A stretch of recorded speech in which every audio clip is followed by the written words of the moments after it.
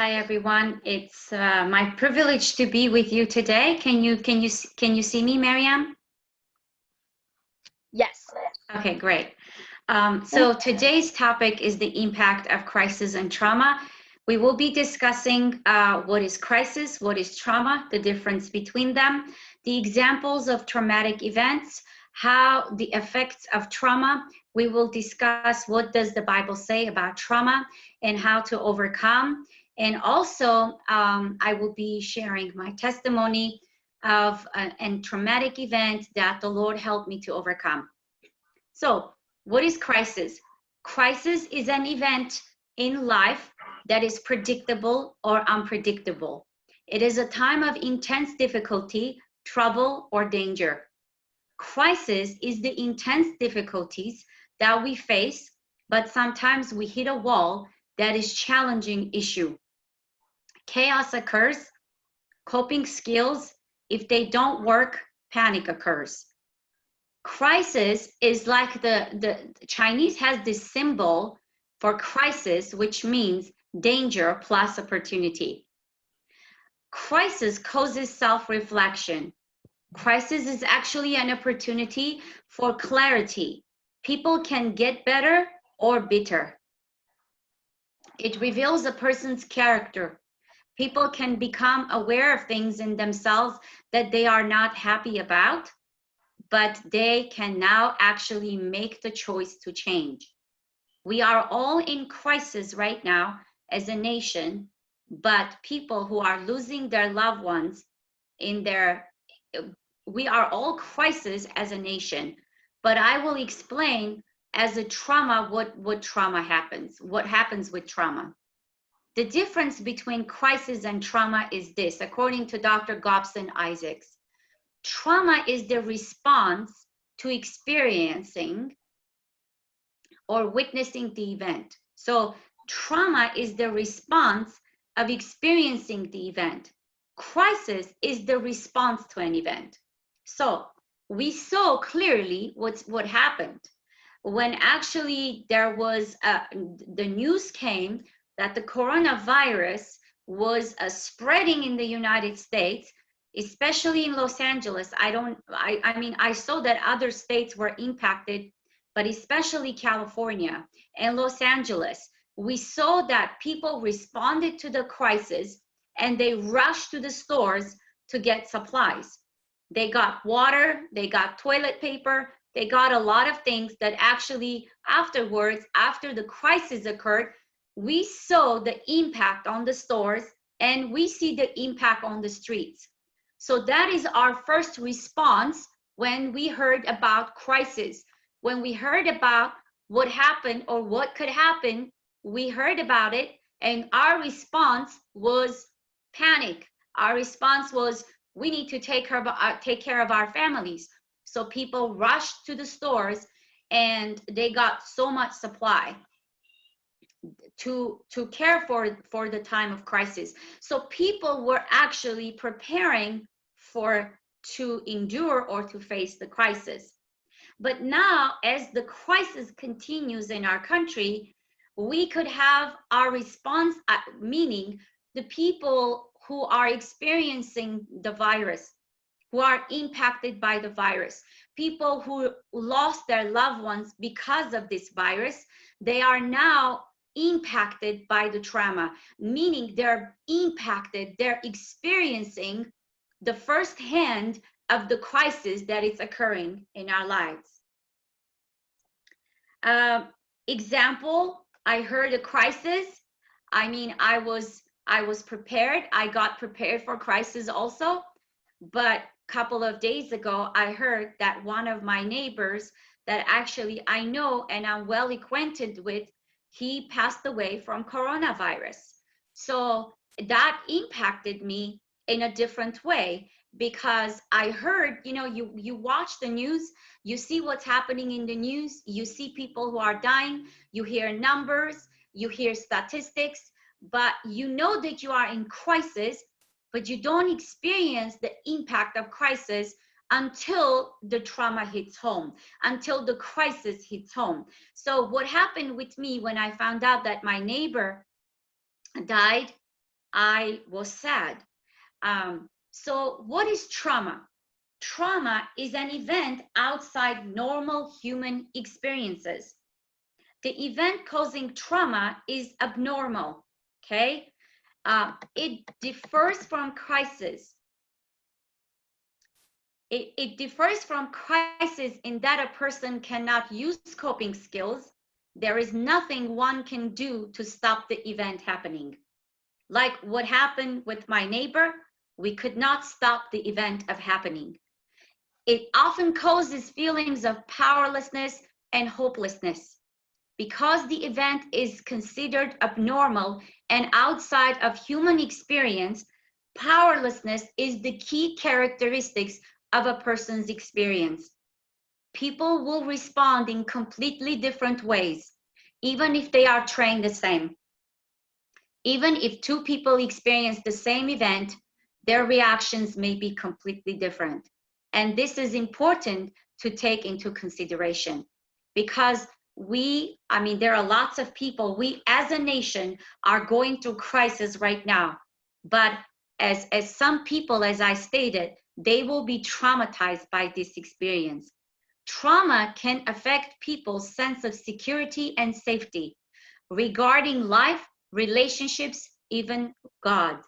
People think that the world shouldn't be the way they just experienced through that crisis. So they experience a horrific sense of loss and safety. This causes a sense of isolation, depression, fears, phobias, anxiety. Even if it's not dealt with for a long time, it stays in the person, it can turn to PTSD, post-traumatic stress disorder. That's what PTSD stands for. Examples of traumatic event. Natural disasters are considered traumatic events like hurricanes, floods, fires, tornadoes.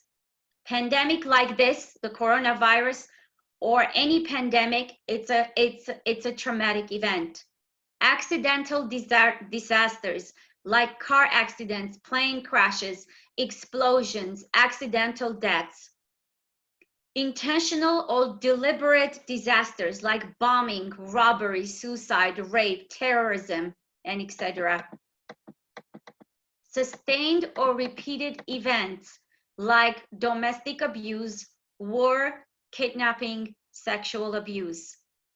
The sustained, more the person is exposed to trauma and the way we cope with it, it makes a huge difference. The effects of trauma. The effects of trauma, I'm going to list the effects and discuss in details what could happen to the person. Every trauma, we have a loss in every trauma. We lose finances, we lose our health, we lose our dignity, or we lose our home. Any trauma that we go through, there is a sense of loss. And with a sense of loss, we go through grief. Grief is a normal response to an abnormal event or a loss. Elizabeth Kubler-Ross, renowned Swiss doctor, came up with seven stages of grief. I am not going to discuss in details about grief, but I will state the 7 stages of grief. The first stage is the shock, denial or anger, depression, bargaining, and then testing and acceptance. Bargaining is seeking in vain to find a way out of the crisis and try to begin out of the reality, a bargain out of reality. So bargaining could look like this. You are grieving, and because of that, you're stressing out and you are turning to food. You're trying to calm your stress. So when you're turning to food, what happens? That's bargaining, because that's going to give you a temporary release or temporary help. And then later on, you will gain weight and you have to deal with obesity or losing weight. So that is bargaining. It's not a healthy way of dealing with the stress that you that you go through. Believers often try to bargain with God. So we see this also with believers. When when the trauma happens and the person is grieving, they start bargaining with God. They start fighting with God, or like either like trying to stay away from a community of church community or believer community, or they're doing like different things of bargaining with God. The next step is the testing. The person begins uh, they start beginning accepting the reality, and they're trying to test it out to see how would they feel to go back after that trauma, to go back to normal life. The last step is the acceptance. And actually, in Christian counseling, there is another step that was added on top of the 7 stages, which is it's included acceptance and forgiveness. Acceptance is the person is finally discovering a way out of a place and can move on in life. Forgiveness also, acceptance and forgiveness, is forgiving the circumstances, forgiving, stopping the blame game, and accepting the reality of what has happened, and accepting the reality that you will never be the same after that trauma, but you can overcome that trauma. You don't have to be grieving for a long time.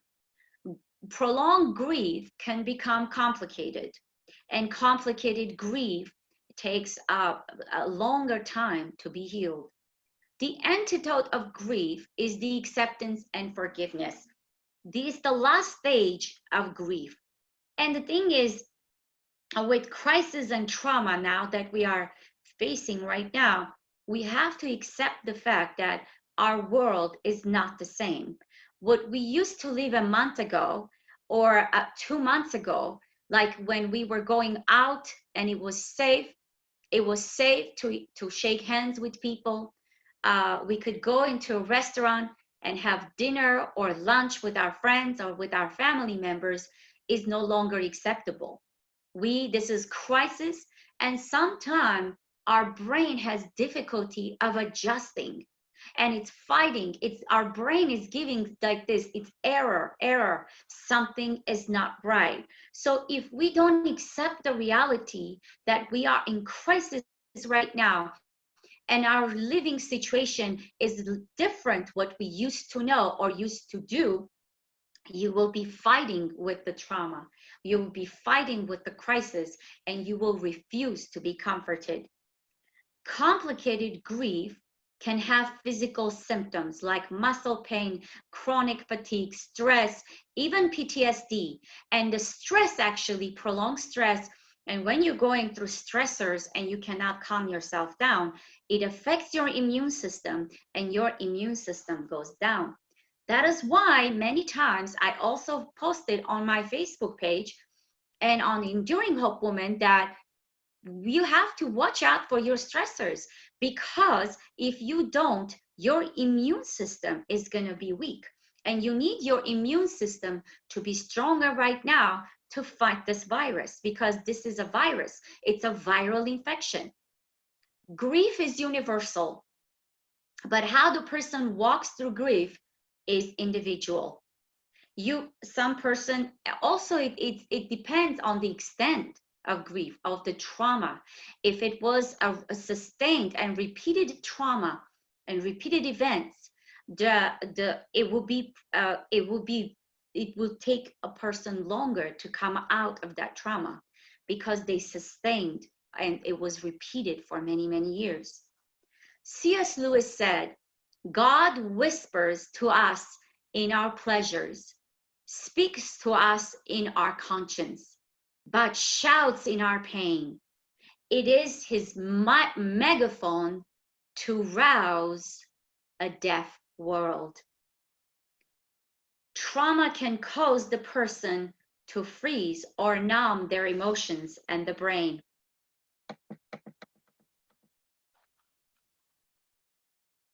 I see in my practice and in counseling and ministering to people that actually people come with frozen emotions. They do not feel any emotion. They don't feel emotions. Their brain and heart connection is turned off. It is important for this situation for us to not freeze in our emotions, because even if people had traumatic traumas in their lives before, and you have frozen emotions and you feel numb inside, it could be that you are not taking this crisis or trauma seriously. You're undermining the danger of it. And it could be that you put yourself into danger, unnecessary danger. Another thing that happens in trauma is our fight and flight response. In situation of crisis or trauma, we either fight or run away. God created us with this response. It's our natural God created response. The flight and fight response is this. What happens when crisis happen? Our adrenaline glands start producing hormones, adrenaline and cortisol. Adrenaline pumps up into our heart, and cortisol into our brain. When you go through a prolonged time of experiencing this fight and flight response, it damages the brain. And that is why many people, when they experience, excuse me, many times when people experience anxieties, all of a sudden they describe heart palpitation, because when they're having the anxieties, it's their sense of security that is shattered, and they're having this fight and flight response again and again and again. And sometimes it could be triggers that trigger the things for anxiety to kick in. But it is important for us to understand, we have to ask ourselves, when we are going through this fight and flight response, we have to ask ourselves, is this really emergency? Do I need to really stress about this? Or what can I do to calm myself down? Instances like this, to develop coping mechanism and to have resiliency, is very, very important, because that's what's going to help you to cope with your stressors and not to kick into the emergency mode. Another thing is hypervigilance, extreme or excessive vigilance, the state of being highly or abnormally alert to potential danger or threat. It could be potential danger or threat. Even after this, after, let's say, the coronavirus calms down and there is safe to get out on the streets, there would be people who would be hyper vigilant, who would be afraid of going out or doing the routine things or their chores that they used to do. Re-experiencing the event, nightmares, flashbacks, intrusions, avoidance of anything that could trigger the emotional response experienced during the event, numbness and dissociation are the key features of this disorder.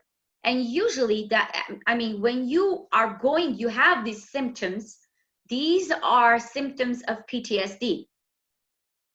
Hyperarousal or hyperstartle tendencies, difficulty of concentrating or sleeping. Not everyone exposed to trauma will develop PTSD. The core of PTSD is affect regulation. If you are able to regulate your negative emotions, your fears and your anxieties, not necessarily you have to develop PTSD. But I do believe that because of this trauma and crisis, people who already had previous mental disorders, previous mental disturbances, they will have more tendency of developing PTSD. That is why it is crucial to seek counsel and to receive help for this time of crisis. And also in crisis situations, It is very important that the crisis response will be within 48 to 72 hours, because sooner the person gets the help, sooner they will come out of it. Another thing that could happen with trauma is disassociation. The mind takes the person somewhere else other than the present in order to escape trauma. God gave us this ability to disassociate as a coping mechanism, that we can cope with stressful and unpleasant events. But when the person does this all the time, especially children who are going through systematic and repeated abuse, sexual abuse, physical abuse, emotional abuse, they will develop, they have a tendency of disassociate, because as children, they do not know how to cope with the stressors and the trauma they are enduring systematically. This disassociation, if dissociation happens with every person, okay, it could happen right now. You are disassociating a lot of things. You, for example, right now, as you are watching this teaching, you are turning off everything that you are concerned about right now, and you are concentrating, paying attention to listen to this teaching, because you want to benefit from this teaching. You want this teaching to help you to understand about trauma and how to deal with trauma. So little disassociation or blocking out temporarily, we all do this. Our brain does that, because if we cannot do this, then we have attention deficit disorder, meaning we cannot pay attention. When we are paying attention to something and our brain is working hard to pay attention, what happens? Our brain starts dysfunctioning. So, but this is the thing. If you're going through stress, or you're going through a prolonged time of stress, disassociation is not a good way of coping, because then what it does, it takes your brain to a much dangerous area or territory, because then your brain learns to disassociate with every stressor that happens. Another thing that happens with trauma is the survivor guilt when others died. But the person survived, they feel immense amount of guilt. We see these people with grief who lost their loved ones and they are grieving. Most of them, probably all of them, have this survivor guilt, or guilt that I could have stopped the event. Remember, trauma, the explanation of trauma is something that you could not stop it. You could not see, you could have not predicted. That is why it's a trauma. So forgiveness is the antidote to this survivor guilt. Forgiveness of self, forgiveness of the circumstance, and forgiveness of others.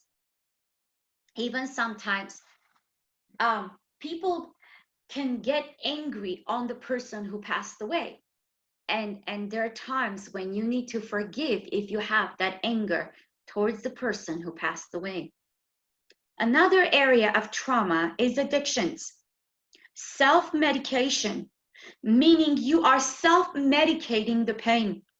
You do not know how to cope with the pain, so you are self-medicating with substance abuse.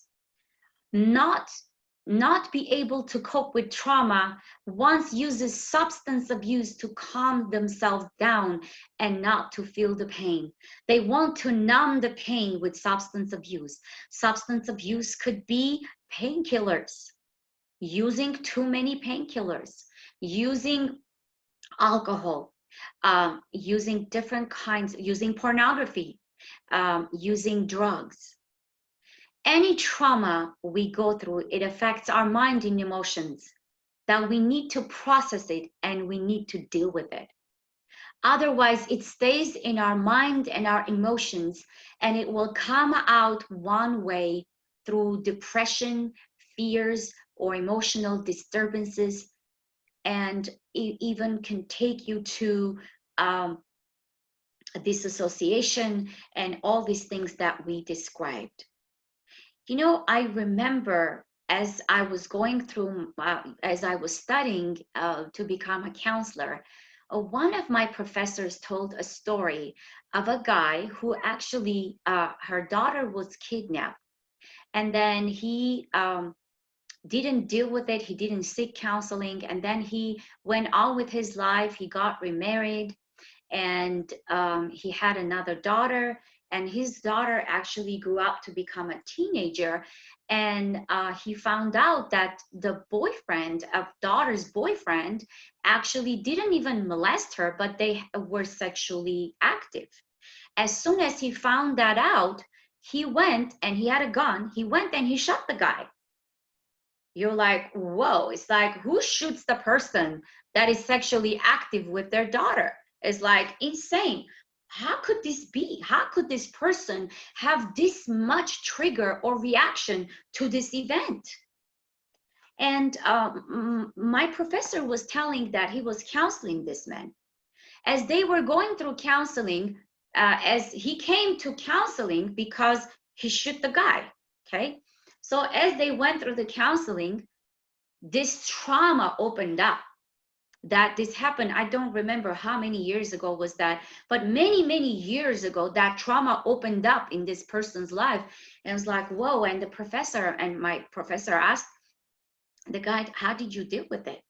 He said, I didn't. So what he did, he numbed his emotions, he stuck it up, and then what happened, a small trigger, he realized danger to his daughter, danger to his daughter. So his brain acted and fight and flight response kicked in, and it blocked his cognitive thinking, and he couldn't stop, he couldn't rationalize, he couldn't think. Trauma, undealt trauma, it is very, very dangerous. What does the Bible say about trauma? We have a great deal of verses that talks about troubles and tribulations that we will face on this earth. But I chose a few verses, and I'm going to ask Miriam to read the first verse, which is Job 5:7.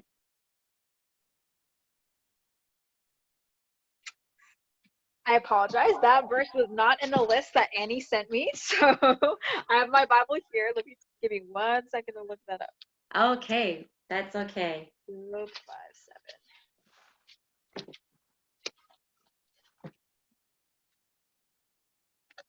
And of course I can't find it. Do you have Job 14:1, Miriam? She sent me just Psalms, Isaiah, and Romans.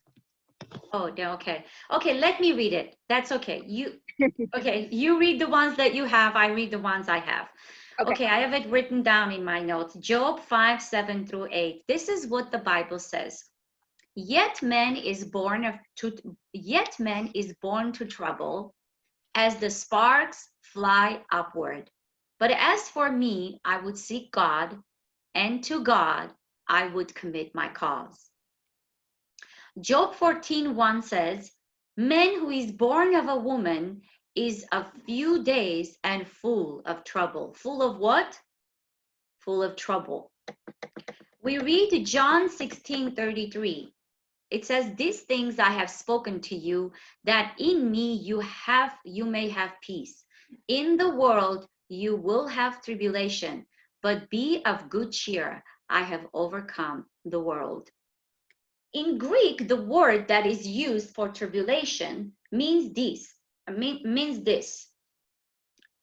pressing together. It's like, this is how it's described: squeezing the juice out of a grape.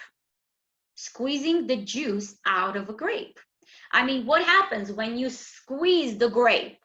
Juice comes out of it, right? That's what happens to us when we go through troubles. We feel like the life is being sucked out of us.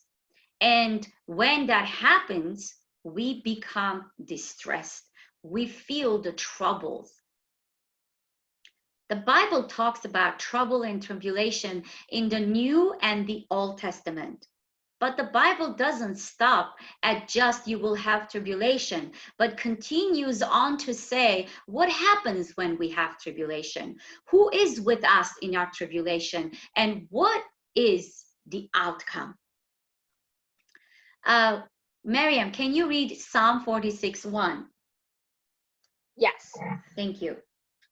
God is our refuge and strength, a very present help in trouble. Okay, so Miriam, who is with us in our trouble? God. God, right? Because it says God is our refuge and our strength. So he's the present help in our troubles. Let's read Psalm 46:10. Be still and know that I am God. I will be exalted among the nations. I will be exalted in the earth. Okay, well, it's a good verse to know that God is in control. That why God is saying, be still and know that I am God. Pause, be silent, and know that I am God, that he is in control. Is God still in control of this situation? Yes, he is. Even though it seems out of control, but God is in control. God has not lost the control over this world. And we're going to continue seeing what could happen when we go through trauma. Let's read Psalm 91, 1-4. He who dwells in the shelter of the Most High will abide in the shadow of the Almighty. I will say to the Lord, my refuge and my fortress, my God in whom I trust. For he will deliver you from the snare of the fowler and from the deadly pestilence. He will cover you with his pinions, and under his wings you will find refuge. His faithfulness is a shield and buckler. Wow, thank you, Miriam. What a wonderful promise to us from God, right? I mean, he is our shield, he's our buckler, he's a present time, he's a help in the present time. It says, he is my refuge and my fortress, in God whom I will trust. Surely he will deliver you from the perilous pestilence. He will deliver us. He will deliver us. He shall cover you with his feathers, and under his wings you shall take refuge. When I'm reading this verse, all the time I think about a hen having chickens. Have you seen a hen having chickens, Miriam? Yes. Actually, I when I was growing up in Armenia, our neighbor had he had a penthouse. He had a hen house. So he used to grow a lot of chickens. And when actually the eggs would hatch, he would call us and we would go and observe and watch the hen.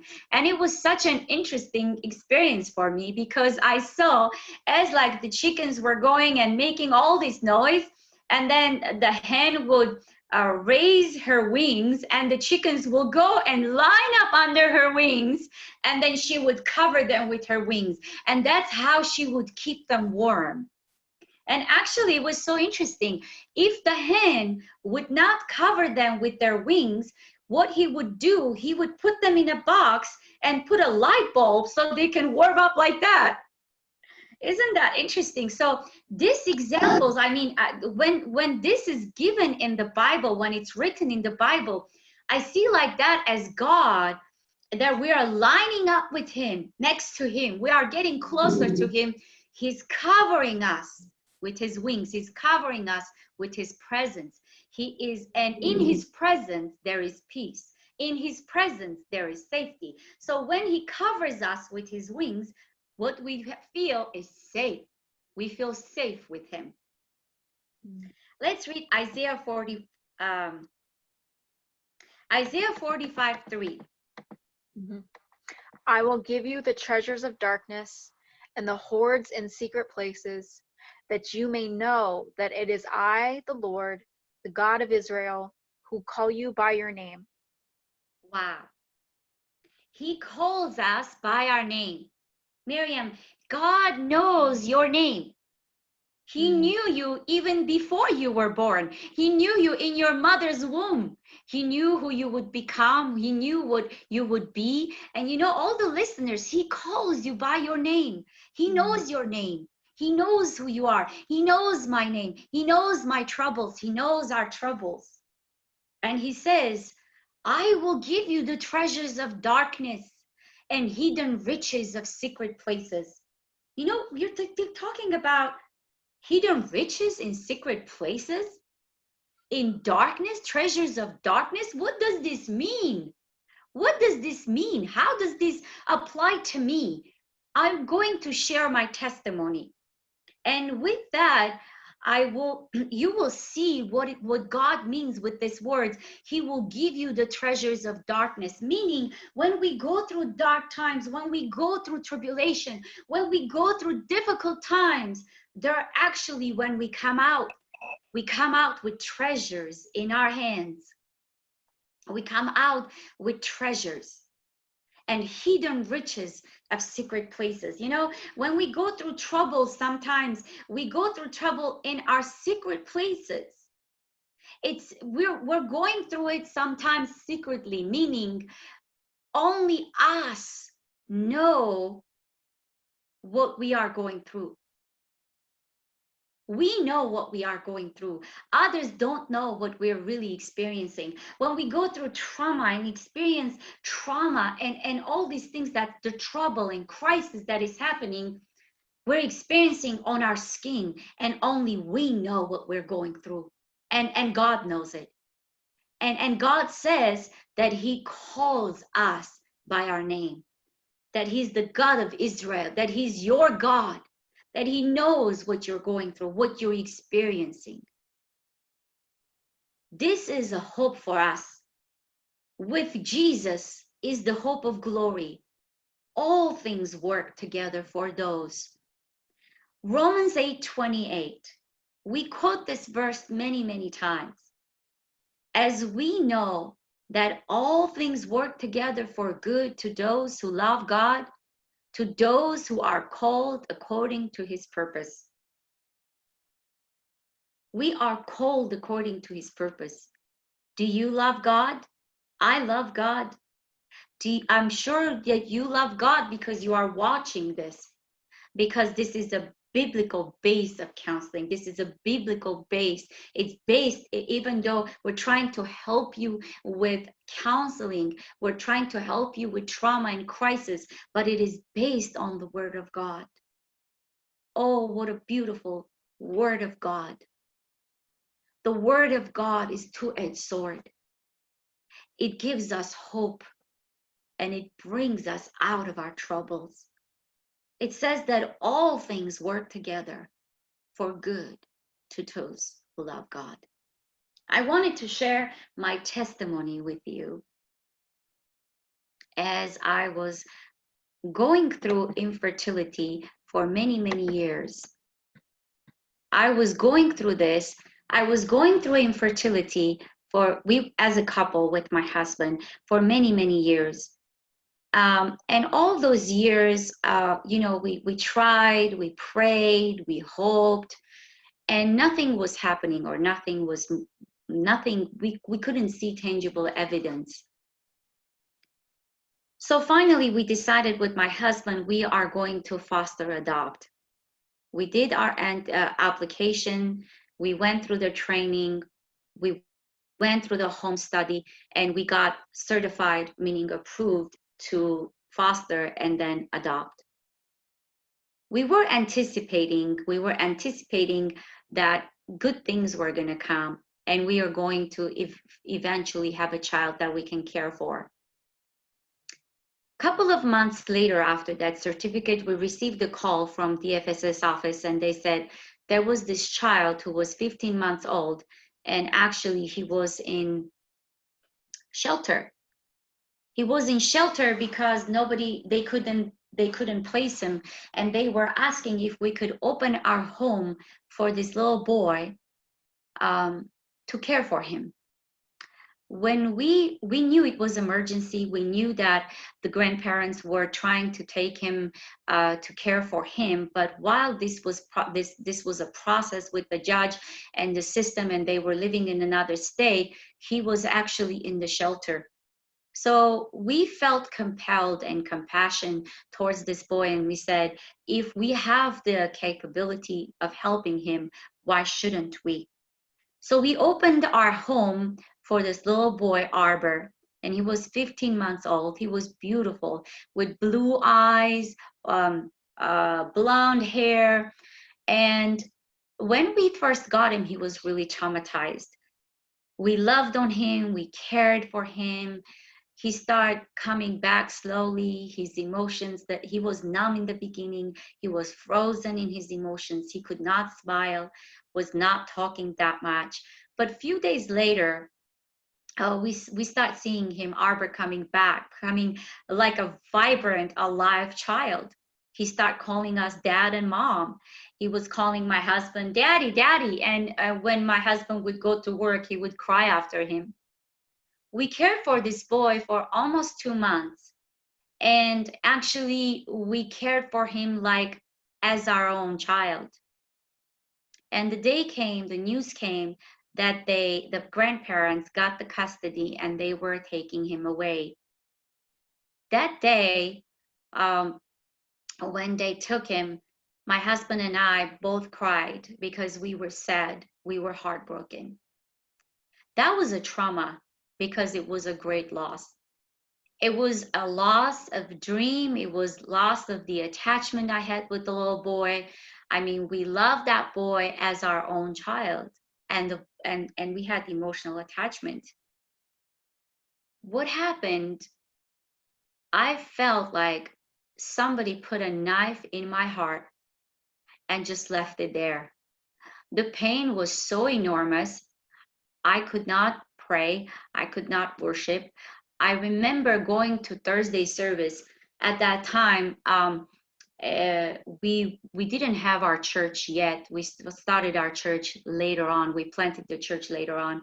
So we were attending the church on the way. And Thursday services, I was attending Thursday services. I loved those services, but I went to worship God and I couldn't.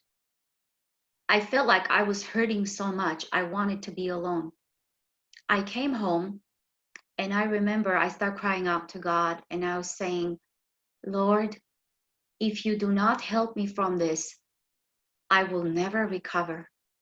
I don't know what would happen to me. And I start crying out to God. And I was like, I raised my voice and I was saying, see, God, I can't do this. If you don't come, if you do not help me, I cannot do this. And I start telling God how I felt. And all of a sudden, I'm not exaggerating. This is what happened. All of a sudden, I felt like a vacuum just pulling out those emotions, that trauma, all those things he pulled out of my heart.